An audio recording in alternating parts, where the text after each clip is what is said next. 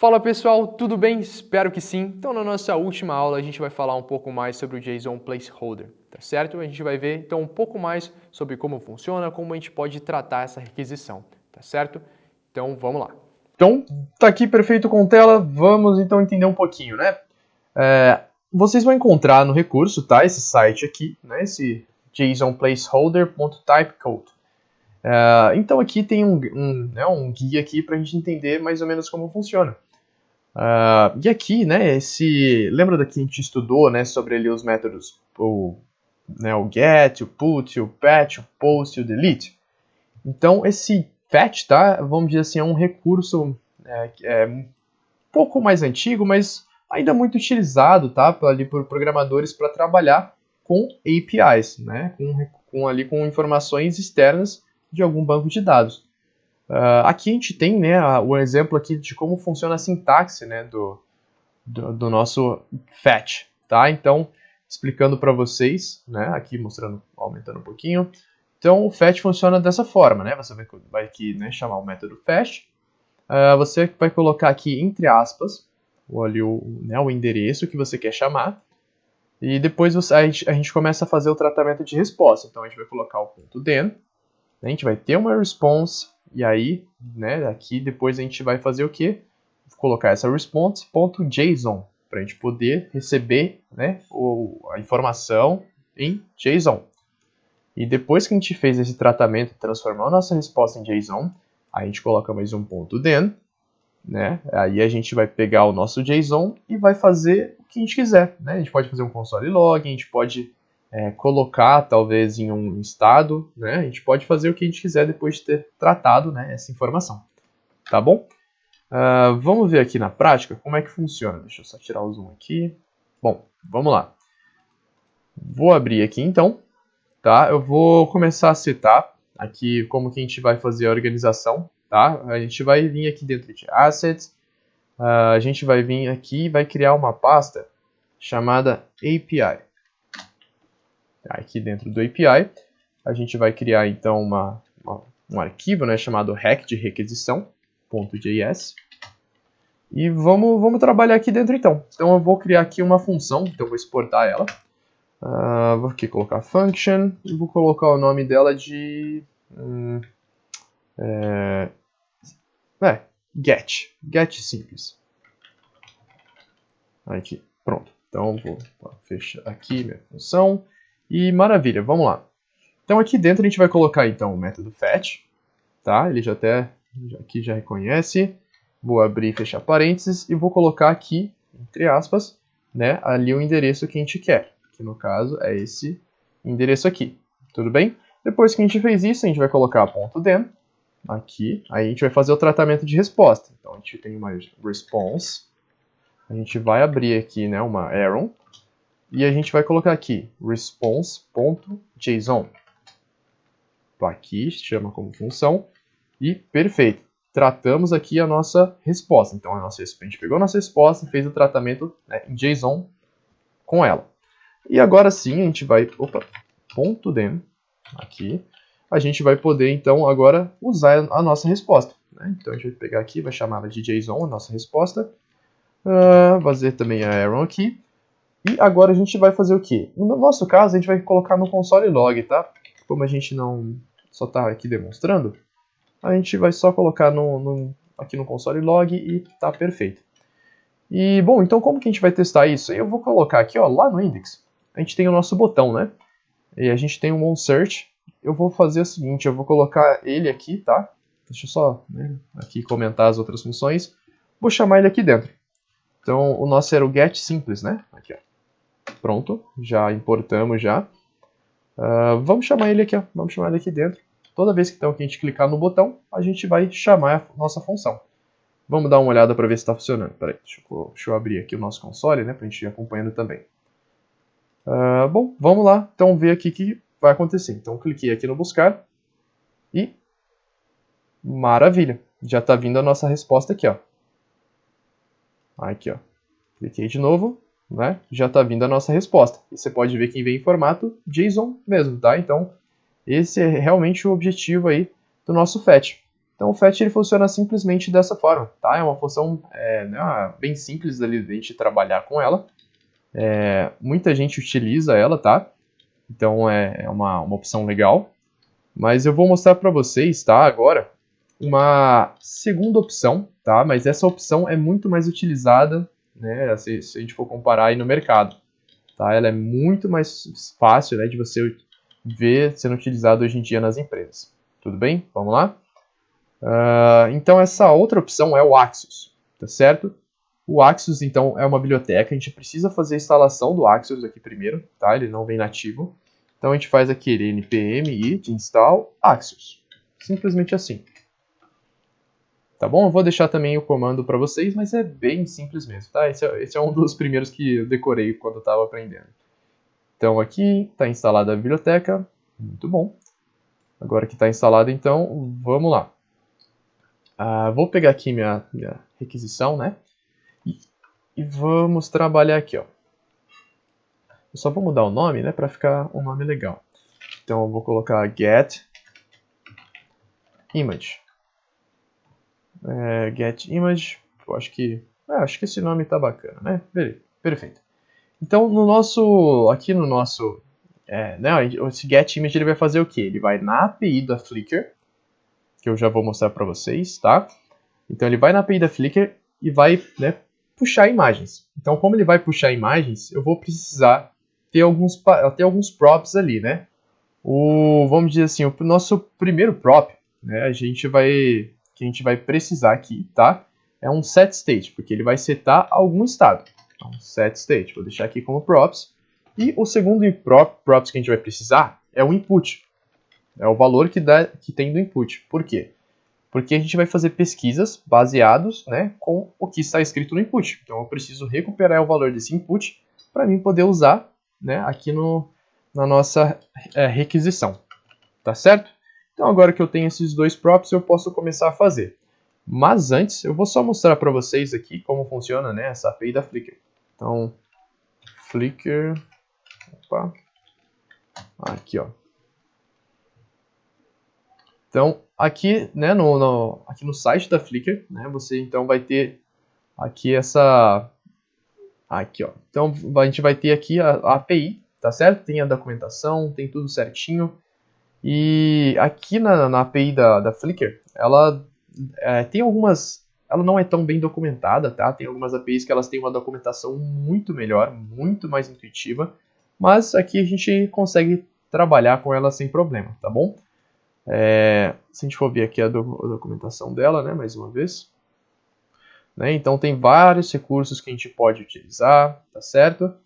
Vários mesmo aqui. Ó. Então você pode ver, tem muitos recursos que a gente pode fazer. A gente pode desde recuperar imagens públicas, até mesmo, né, coisas mais complicadas, como por exemplo, a gente pode recuperar até, né, fazer postagens, a gente pode deletar imagens dos nossos usuários. Então tem muita coisa que a gente pode fazer com essa API.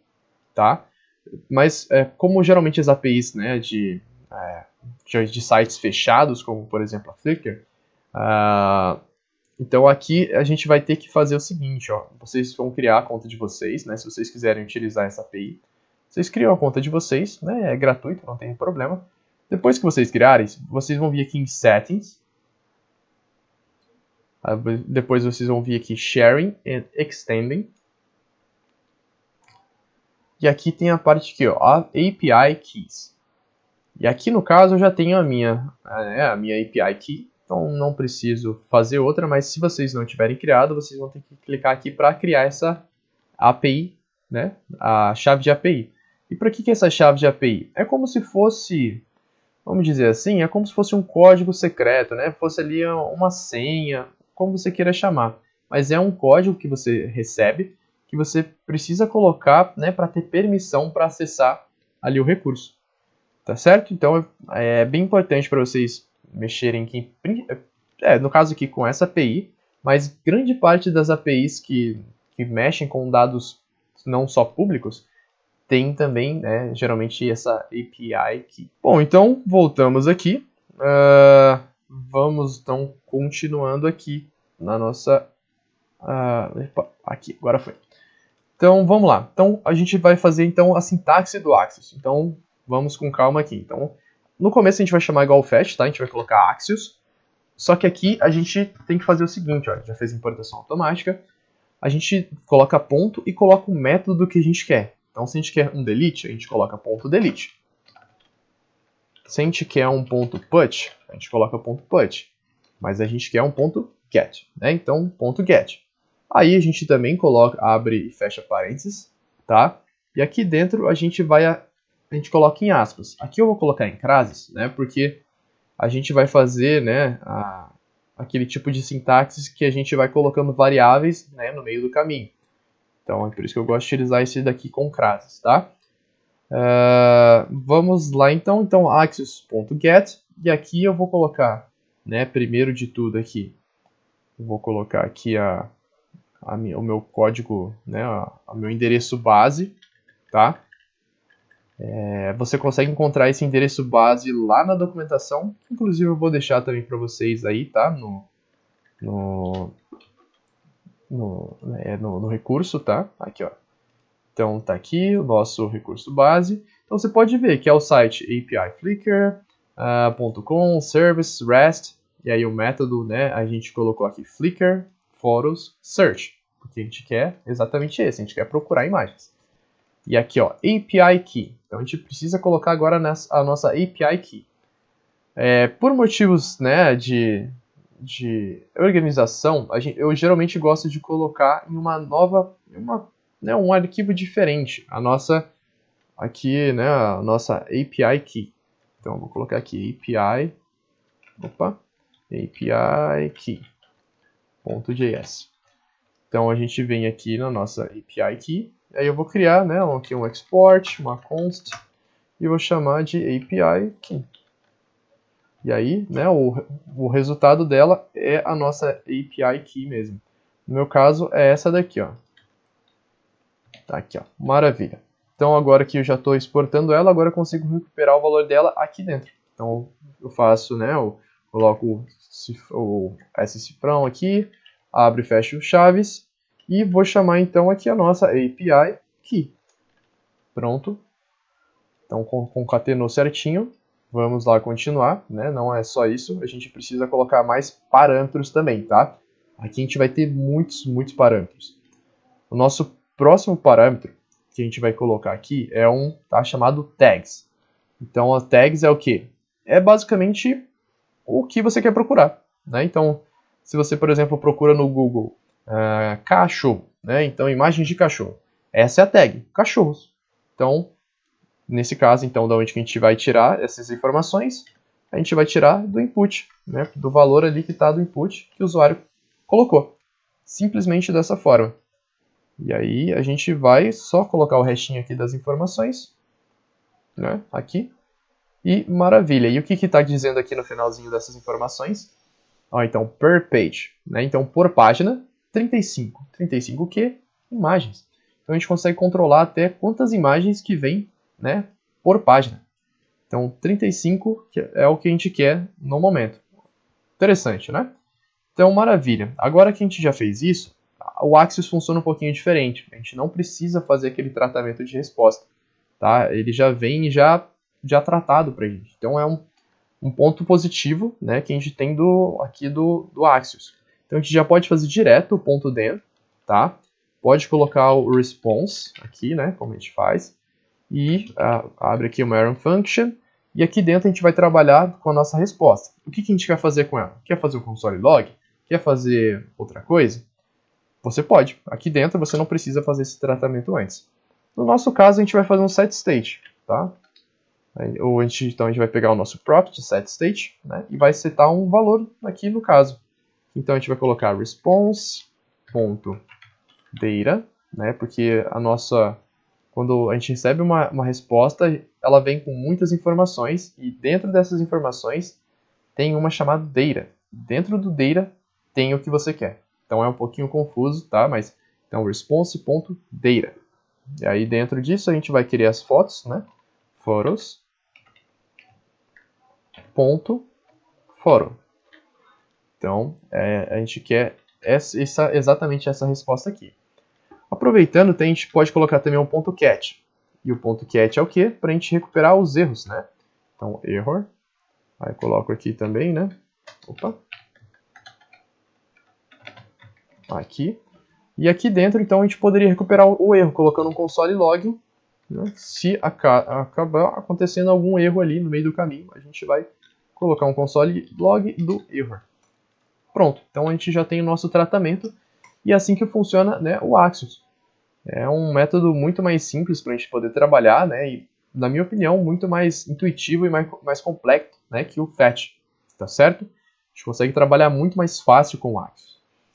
Então, vamos lá, vamos para a próxima parte. Então, perfeito. Ó, então, agora a gente já terminou. E agora o que a gente vai fazer? A gente vai, então, chamar a nossa função getImage, tá? O nosso getImage aqui, ó. Então, a gente vai vir aqui e chamar, né? getImage. Já faz o import automático. A gente abre e fecha aqui, né? Nossos parênteses. E aqui dentro ele já fala o que a gente vai ter que chamar. A gente vai ter que chamar um set, vai ter que colocar como props set state e o valor do input. Então a gente quer setar, em qual state a gente quer setar, né, as nossas imagens. Onde que a gente quer armazenar elas? A gente quer armazenar no set image. Né? Então a gente coloca set images, vírgula. E onde que está armazenado o valor do input? No state chamado input. Né? Fica bem fácil da gente saber aí. Bom, então aqui no header a gente já colocou. Vamos aqui no index também, né? Deixa eu descomentar isso daqui, que a gente já não precisa mais. Aqui, ó. E aqui já está, né, getImage. Deixa eu só fazer o import dela. Aqui, maravilha. Então já está feito também o import dela. Certo? Cadê o import dela? getImage. Aqui, está aqui já certinho mesmo. Então, muito bom. E por último, aqui no search também. Tá? Então, no search a gente vai fazer aqui, ó, a gente vai colocar esse getImage no useEffect, tá? Para toda vez que né, a página for iniciada, ela vai fazer o getImage automaticamente. Tá bom? Então, vou fazer aqui getImage. Pronto. Perfeito também. E vamos lá ver como é que está funcionando, se está dando algum problema ou se já está funcionando certinho. Vamos lá testar aqui. Então, vou pesquisar aqui, por exemplo, socket. Aqui no caso, se a gente for dar uma olhada aqui, né, aqui no caso aqui dos nossos componentes aqui, a gente pode ver, ó, que ele já recebeu a informação. Então, tá certinho. A gente tem as informações aqui da imagem, tudo certinho, sem nenhum problema. Então, tá funcionando, tá? E por que a gente não está vendo aqui? É porque a gente não configurou como vai ser a renderização ainda. Mas tá tudo certo com a nossa API aí, tá funcionando certinho. Mas, então, vamos lá, vamos voltar aqui, né, para a gente poder configurar, então, a renderização. E a renderização a gente vai fazer aqui no nosso search, né? Na nossa página, na verdade, de search. Aqui, então, eu vou mostrar para vocês uma coisa interessante, tá? O primeiro ponto que eu queria mostrar para vocês é o seguinte. Quando a gente trabalha com APIs, a resposta ela demora poucos segundos, às vezes milésimos de segundos para poder chegar. Só que, mesmo assim, a gente tem que lembrar do ciclo de vida do React. Então, né, vamos dizer que a gente tem aqui um map aqui dentro, né? Uma função map. Como que vai acontecer aqui? Primeiro, o que o React vai se preocupar em fazer é renderizar as coisas. Tá? Então, tudo que tiver no return vai ser acionado primeiro. Então, ele vai renderizar tudo que está aqui para depois fazer as funções que a gente coloca aqui em cima. Tá certo? Então, o useEffect ele vai acontecer depois da primeira renderização.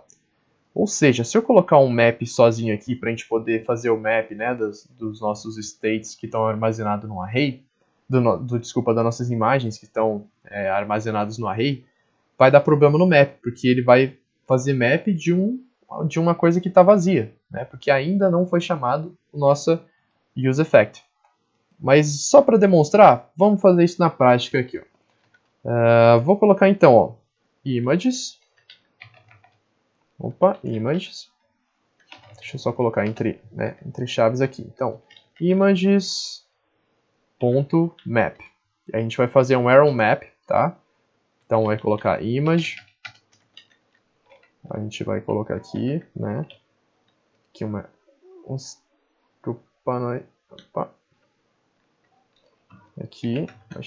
Aqui dentro uma arrow function. E aqui dentro, então, a gente vai fazer o quê? A gente vai fazer um return, né? A gente vai retornar de cada um, né, dos itens ali do array. A gente vai fazer aqui uma tag img, né? Que vai ser o source do seguinte. Então, o source vai ser ali a nossa, né, a gente vai pegar aqui dessa forma, deixa eu copiar aqui para a gente já vir com a informação pronta. E aí eu vou explicando para vocês o porquê que vai vir dessa forma. Opa, não, peraí. Esqueci de copiar já com as aspas já. Então vamos aqui, vamos só colocar aqui. Aqui, perfeito. Ó, então só explicando para vocês, ele é bem parecido com o que a gente fez no Axios, tá? Então a gente tem o nosso, né, código base, mas a gente precisa, né, colocando essas informações variáveis para cada uma, né, das imagens. Então cada imagem vai ter um farm, cada imagem vai ter um server, cada imagem vai ter um ID diferente, vai ter um secret diferente. Então a gente vai colocando concatenado, né, para a gente não ter nenhum problema. Tá certo? E depois que a gente fez isso, né, a gente vai colocar também um out para ajudar, né, se caso alguém quiser utilizar o nosso recurso e não tiver visão, vai poder saber, né, o que está acontecendo ali na imagem através do out. Só entendi por que está fazendo assim. Tá, então out, a gente vai colocar dentro do out simplesmente o image.title, né, que é o título ali da imagem. E a gente vai poder então passar essa informação também. Além disso, toda vez que a gente trabalha aqui com, né, renderizando tags com o map, a gente vai precisar de uma chave única para cada tag, né? Então, cada key a gente vai ter que colocar específica para apenas uma tag, tá? Para ela ficar uma tag única. E aqui a gente pode usar, né, o image.id. E aí fica certinho também. E por último, a gente pode colocar o class name, que a gente já, né, organizou quando a gente fez a estilização. E o class name, deixa eu só lembrar o nome que eu tinha colocado. Aqui, ó, result image. Então aqui, ó, result image. E a gente pode fechar a nossa tag aqui. Perfeito.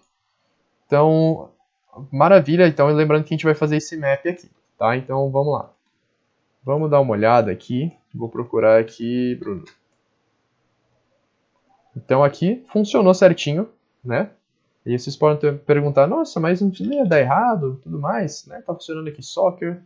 E eu vou explicar o porquê que deu certo, tá? Deu certo porque a gente já tinha feito, né, ali a requisição no Axios e o nosso state já estava completo com informações. Então o map não deu erro por essa razão, porque ele já tinha informações para que ele pudesse trabalhar. Mas se a gente, né, dá um reload na página, opa, já não está funcionando mais. Por que não está funcionando mais? Aqui, ó. Se eu colocar qualquer coisa agora, ó, já não funciona mais. Já quebra a nossa aplicação. E o porquê que acontece isso? Porque a gente não vai ter o estado mais completo, tá? Então esse é uma informação bem importante, tá, para ciclo de vida do React. Vocês vão ter muito oportunidades para trabalhar esse tipo de lógica, tá bom? E como que a gente então soluciona, né, esse problemão aí que a gente tem? Bom, então é bem simples, tá? A gente vai fazer aqui um sistema de espera. O que eu quero dizer com isso? Então, a gente vai deixar o nosso sistema esperando até a gente conseguir tratar esse erro. Tá? Então, vamos lá. Então, eu vou abrir aqui chaves também, tá certo? E aí eu vou fazer a seguinte sintaxe. Então, eu vou colocar aqui, ó, ponto de exclamação, image, aqui. E o que eu digo quando eu coloco aqui? Tá? Então, enquanto, né? Então, ou se enquanto imagens for nulo, né? Então não tiver nada em imagens, o estado estiver vazio, aí o que eu vou fazer? Eu vou colocar aqui um texto aqui, ó, loading. Aí eu coloco aqui entre aspas. Então, enquanto, né, esse image estiver vazio, eu coloco loading. Tá bom? Mas depois que ele deixar de ficar vazio, que ele tiver informações, aí eu vou fazer o quê? Eu vou fazer o meu map. Então, vou pegar ele aqui, ó. Vou só tirar daqui, né? Ele vai ficar aqui dentro. E a gente vai colocar aqui embaixo. Deixa eu só dar uma organizada aqui. Maravilha, ó.